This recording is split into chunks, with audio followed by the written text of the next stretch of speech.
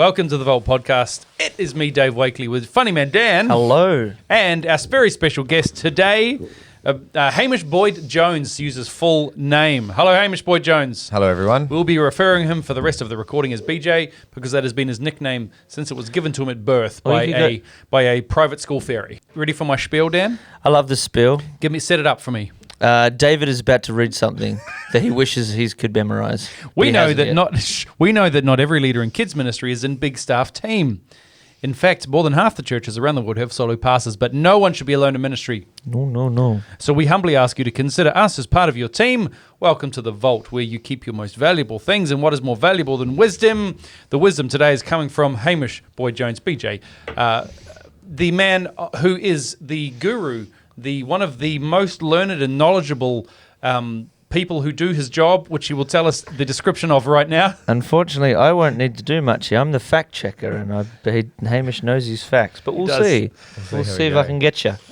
Captain BJ, what do you do with with us? Officially, I'm the department manager of Hillsong Kids. Right. So I look after all of our systems, operations, events, business management, finances, all that kind of behind-the-scenes things. Absolutely. Now, as a disclaimer, we guarantee this will not be boring.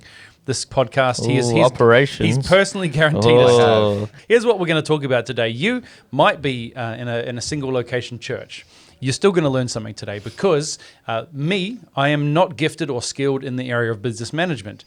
Dan Liacha is not bad, to be honest. He's actually not. You may not think it with a name like Funny Man Dan, but he has some business acumen, but he chooses not to employ it. He's chosen instead. I choose to squander my talents. So this is an area that we heavily rely on BJ to oversee in our world. So let's begin. I want to start off and talk about in your mind, BJ, what you live in as systems and how to put things together so that lots of people can understand it. What do you think of a philosophy when you think of perhaps of systems? So for me, systems should 100% always be about the end user. It's something I say all the time, and the perfect example to use is Steve Jobs. He took an industry that everyone loved, but technology was always built by the people who would build it, and then you'd have to learn how to use it. Whereas he went, how do people use it, and let's make it for that. And I think any system in kids ministry or ministry in general, you need to think about who's using it. Is the leader on the ground using it? Is it the grandma who might not actually know how to use a phone? Is it your senior pastor? Is it your families? Is it your parents? Who is using that system? Who is the end user? And then think back from there on how to build it and how to design it for that. In our world, BJ, we still have to make DVDs. Now, do we use DVDs? No, not at all. But the end user in our churches around the world, some people still prefer DVDs. Correct. So we have to make DVDs for those people. If you'd like to check out bigcurriculum.com, that'd be great. And buy a DVD, then go ahead. But that's a good example. But you guys also pivoted, and you can also buy it online as a digital download, yes. Because you realise that not everyone was using DVDs anymore. Or you and could that do is an exact example. Or you could do a subscription service where Yes. it's there, it's all planned out for you. You don't have to Look at think. that. We got a plug in there. We as got a well. plug. We got it in. If you'd like to stream your children's ministry, then check out bigcurriculum.com. Is that our website actually? It is now. Just search Hillsong Kids Big. I would love an example of over your tenure, because you joined. You've been coming here since 2007 as a volunteer in Hillsong Kids. Correct. You joined our staff in 2014. Self-appointed, I've heard. Well, let's hear the story. I'd like to hear that. Yes. That story. Well, How did you pay for your own job? I feel like it's an encouraging thing because I was talking with Jess McLean, who at the time was the Hills campus pastor, and I was volunteering. I was volunteering a couple of days a week in midweek, and Amazing. We were trying to figure out how we can get me on staff. And so we came up with the idea of running a holiday program. So we ran a holiday program, and the profits from that holiday program put me on staff. That paid for my salary. So we didn't need to go to finance. We didn't need to go to ask for more salaries. The board. We generated the salary ourselves, and we put me on staff 2 days a week, 3 days a week. Proved it. You proved that it worked, and that eventuated into me getting the role that I'm kind of now in. That's fantastic. I love it. You guys, and a school holiday program, very common, probably in most countries. Yes. But yeah, it's where parents would pay for kids to be A VBS. looked after. Yes, VBS. Oh, for even more than Americans. like it's Yeah. VBS. I know mostly half a day. This is a full day. Yes. For school age kids, if your parents are still working. Correct. All right, so it's an awesome story. So there are people that I know and friends of ours who have that mindset where they have. In fact, there's a few of friends of ours, Dan.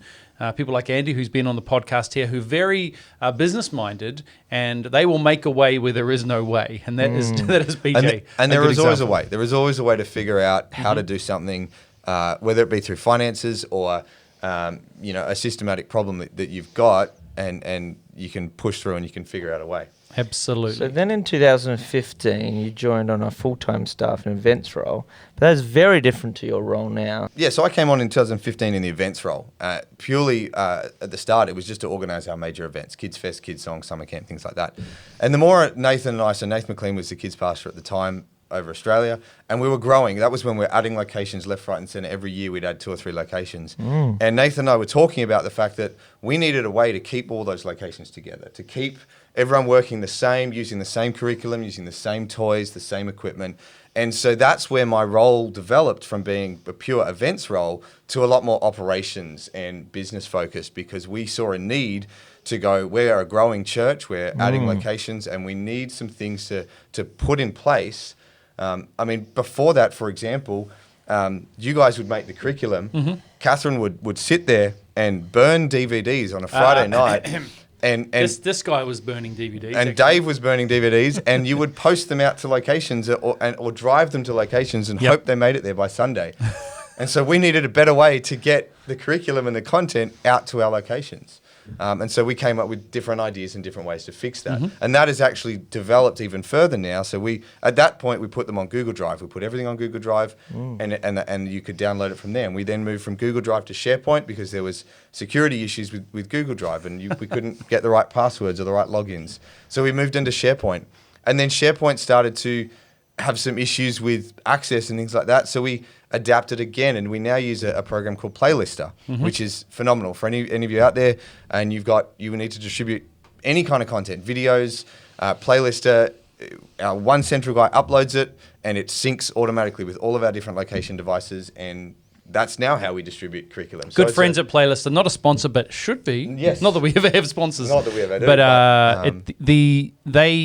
But we're talking how many screens now? 30 screens? Oh no, I think more? we've got 50 or 60 screens now. So you could, with one click of a button, because I'll often on a Saturday night potentially put a video up on Playlister, and then in 50 screens across the country, it's automatically updating. So our team can just hit play, and they haven't gone from burning CDs and DVDs. And it became a lot cheaper as well, because before that, we would have to download off SharePoint and put it into a computer which was running Pro Presenter, which was a license we had to pay at every single location. It was very expensive. Now we just have a very simple Apple TV, which is a lot cheaper than a computer, and the Playlister licensing is a lot cheaper. And not only was it a good systematic change from an operational standpoint, but from a financial standpoint as well. Absolutely. Yeah, that's exactly it. The technology has enabled us to, it's still a cost, but it's lowered the cost in manpower, person power, people power, and also technology. So what I love about some of the stuff that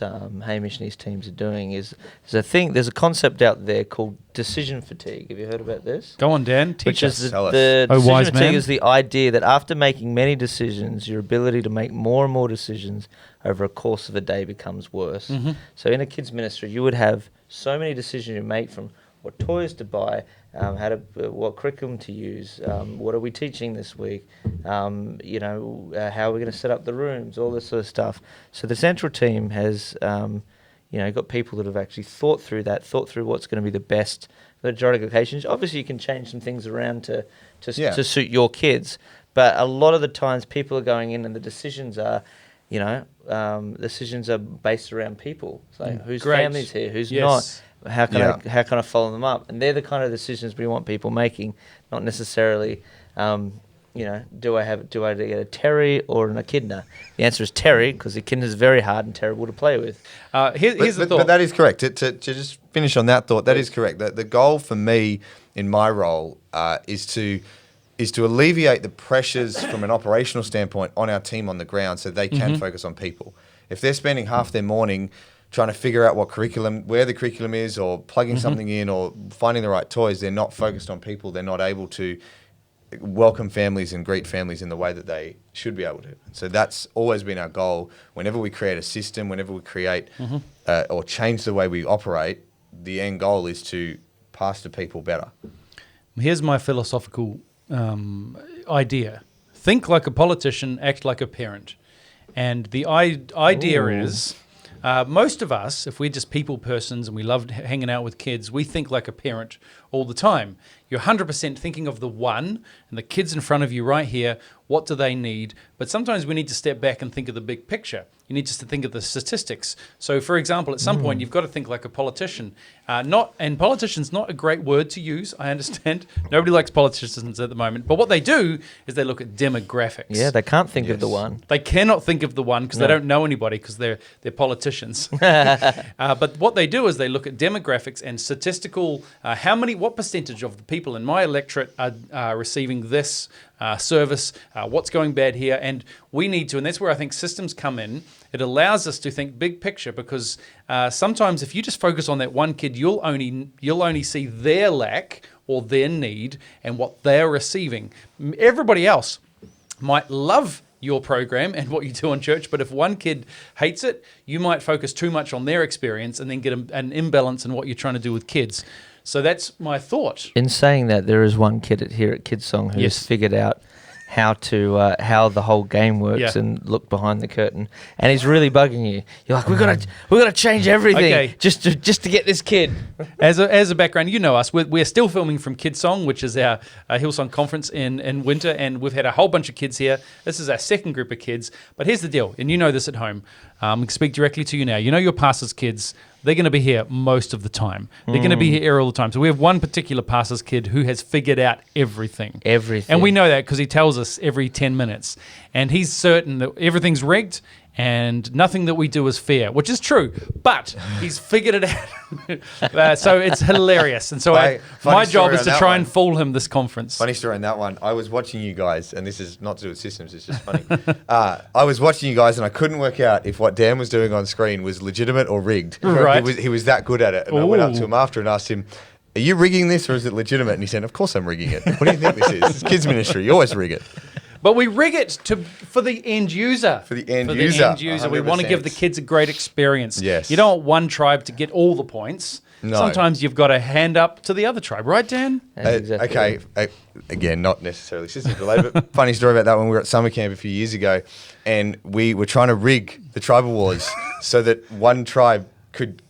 There was a massive disparity in the points, and we were trying to get this tribe to win, and they kept losing. And we ran refs calls, we ran replays, we pulled every trick in the book, and we just couldn't get them to win. So we ended up doing a chant off and just gave them 50,000 points just to get up there. I've upgraded this year because I don't mind if one team wins all the tickets. Because when they cash it in, I change the exchange rate to be low and the other one to be high. Yeah. One step ahead, my friend. So let's go on to, I want to talk a little bit about some of the systems that we do. So let's get into the details of what you're actually doing. Because again, what we're talking about here, BJ will coordinate things across dozens of locations around Australia. But the ideas that we're doing, we would still do if we were one location. A good example of this is our JLP program. Junior Leadership Program. Junior Leadership Program. Thank you, fact checker. Where we get the kids to actually do the work of the ministry and serve in kids ministry, which is a fantastic thing that we do. But before they get into that, before they get into the program, there's a whole bunch of systems things that we need to do. Get them to sign up. Their parents need to agree to it. They need to get a T-shirt, all this kind of stuff. So we would get them to sign up, and we used to send that package to their house, and we thought it was a phenomenal program. We thought it was a great thing to do. Kids love getting mail. Yeah. The problem was they weren't getting the mail. We got so many different problems with return packages and it taking 4 weeks to get to their house, and it would create problems because the parents would then come in and ask their kids pastor, where's my package? They wouldn't know where it was because it was coming from Central. So we decided to change it up, and instead of doing that, we send the packs directly to campuses now so that the kids pastor can actually connect with that family. It creates another touch point. They get personally invited to come and collect their pack. So much better. And they get to start serving in kids straight away. And so it not only was a quicker way of doing it, but it created more value on that program with the parents.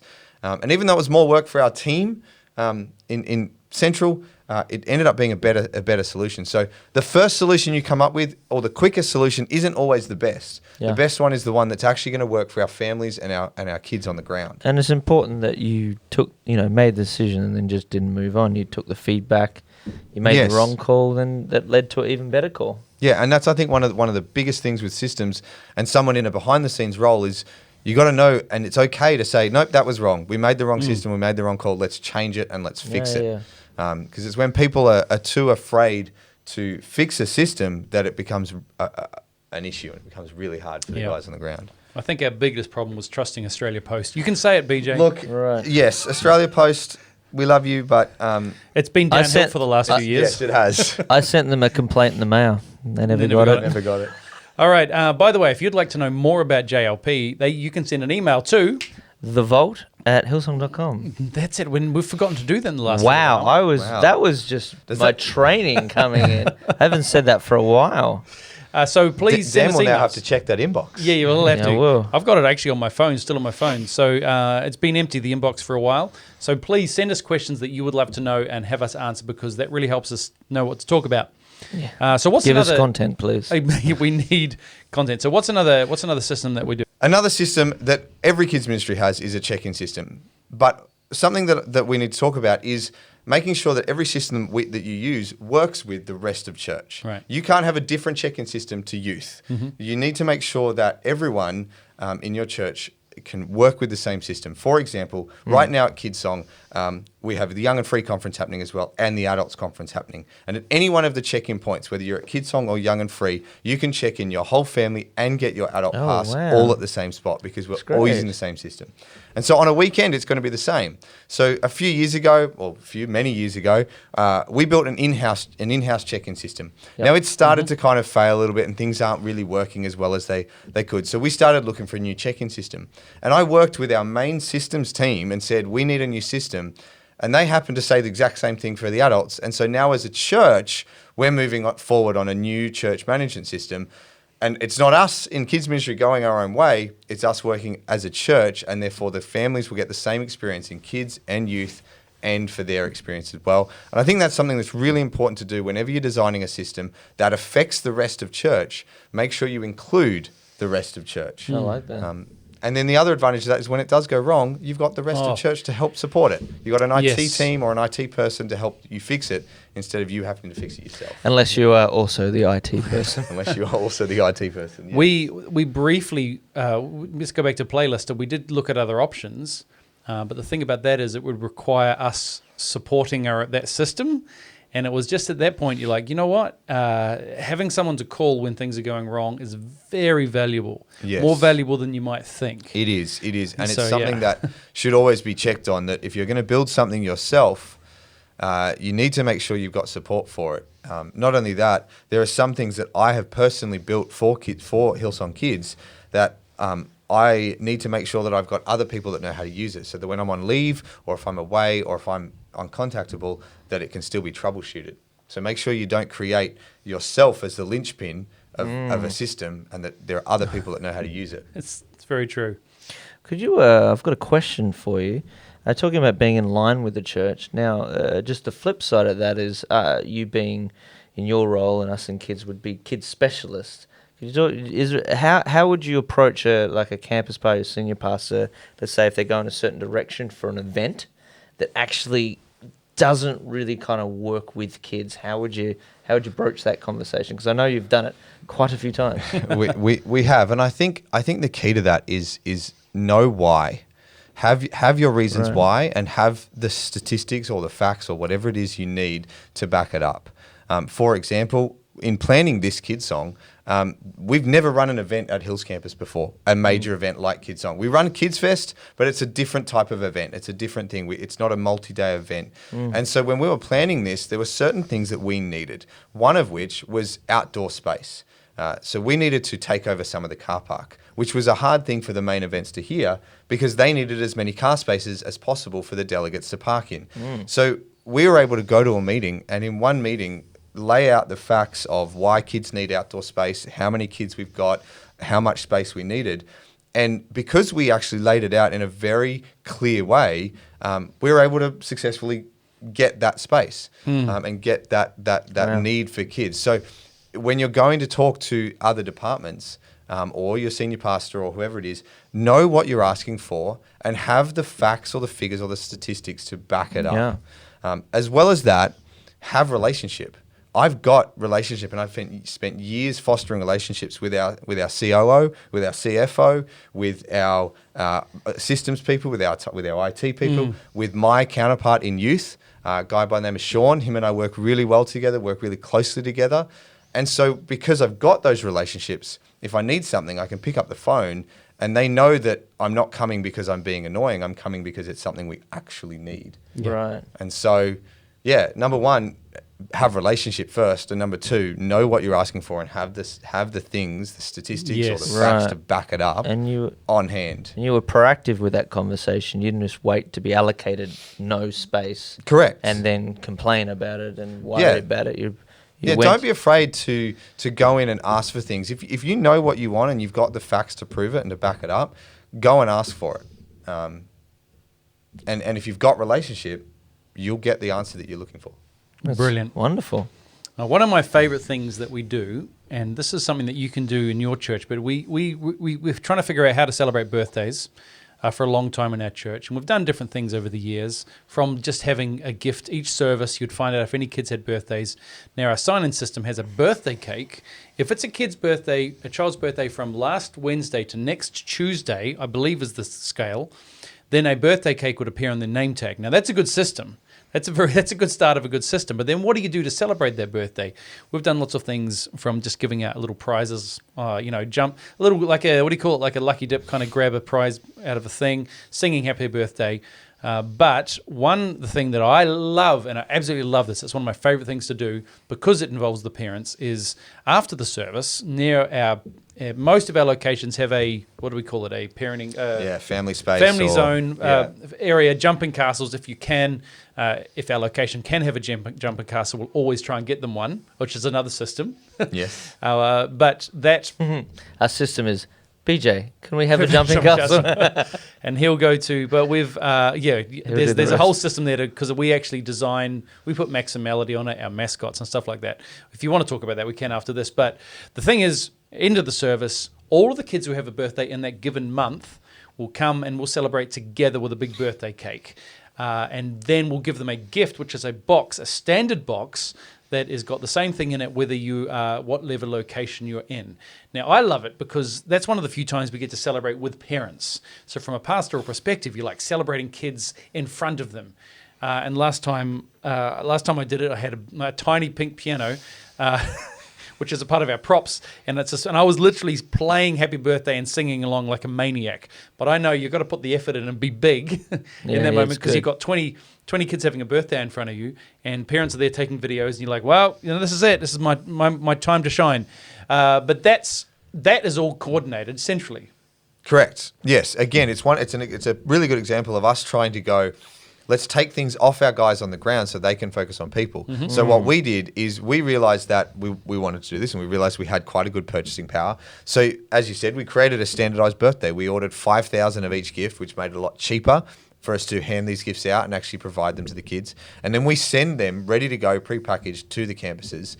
So all they have to do is put them out on a Sunday and sing happy birthday. Yeah. And we even created a standardized way of doing that. And each campus can put their own flavor on it, their own flair. And some do birthday cakes and some do cupcakes and different things. But by creating an easy system around it that was easy to understand and easy to use, every campus actually does it. When you create systems that are difficult to use or that people don't understand, they don't use them.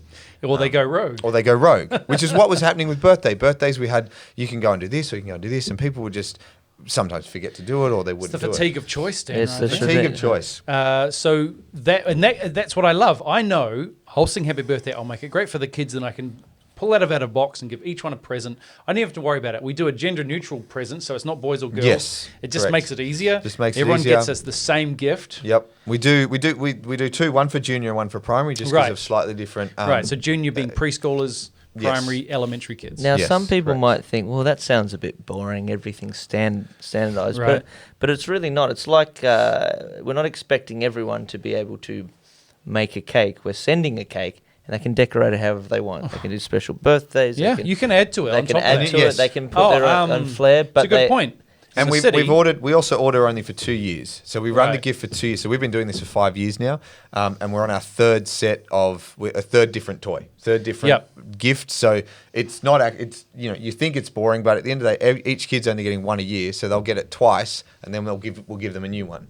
And we have in the city an amazing mum who makes an incredible cake, and that's just something that we do in the city because we can. She loves it, Yeah. And I'm talking if we don't get it's an Instagrammable cake. It's that Yeah, good. yeah.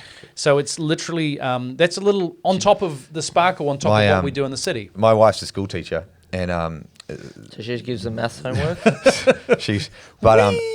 parents bring in cakes for their kids for the class, and one mum is a cake maker. That's what she does for a Right. job, and so she's always brought in really, really nice cakes. One year she brought in the son had asked, I want a puppy dog as a cake. Right. So beautiful puppy dog, little puppy dog there. The mum didn't think through the flavour very well, so when my wife cut it open, the flavour of the cake was red velvet. So it's just you're cutting open a dog. So you're cutting it, yeah. Wow. Anyway, it was gosh. just, I thought that was a funny. Oh, that is the funny best. story about that. Oh gosh. no.